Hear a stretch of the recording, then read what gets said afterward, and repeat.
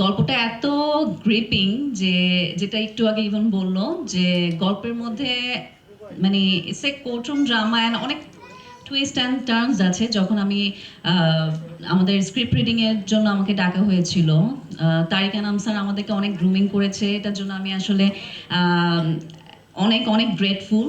আমার যদি অ্যাক্টিং যতটুকুই ভালো হয়ে থাকবে, আমি বলবো যে রায়হান খান ভাই আমাকে ওই স্পেসটা দিয়েছে শুটিং এর সময়। আর হচ্ছে তারেক আনাম স্যার, তারপর আমার কো অ্যাক্ট্রেসরা যারা আছে, আদর আমাকে অনেক হেল্প করেছে। সো আমরা দুইজন মিলে অনেক সেটে অনেক সুন্দর করে আর কি সিনগুলো করতে পেরেছি।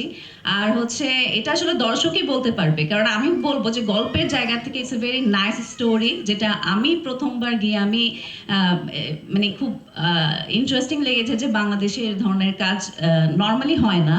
সো আমি রায়হান খান ভাইয়াকে, তারপর হচ্ছে আমাদের, হ্যাঁ, আর সবাইকে আর কি থ্যাঙ্কস দিব যারা এই গল্পের সাথে যুক্ত আছে। সবাই যার যার জায়গা থেকে অনেক সুন্দর অ্যাক্টিং করেছে। সো এটা আর কি দেখা যাক সামনে আর কি যখন অডিয়েন্স দেখবে তখন কি বলে। রেইনবো অলরাউন্ডার এক্সটেরিয়র পেইন্ট বাড়ির বাহিরের দেয়ালের সুরক্ষা নিয়ে থাকুন নিশ্চিন্ত।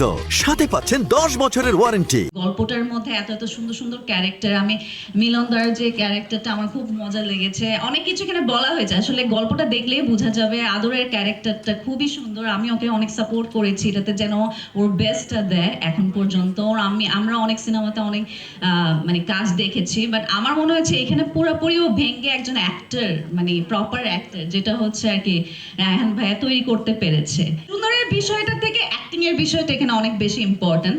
মানুষ আসলে যখন স্ক্রিনে দেখে তখন আমার মনে হয় যে মানুষটার থেকে মানুষটার আসলে এক্সপ্রেশন কেমন আসতেছে ওইটার উপরেই আর কি ডিপেন্ড করে ক্যারেক্টারটা আর কি। ওই দেখা যায় খুব সামান্য একটা ক্যারেক্টার, খুব ছোট একটা স্ক্রিন টাইম, বাট ওই স্ক্রিন টাইমেই দেখা যায় মানুষের মন জয় করে ফেলতে পারে।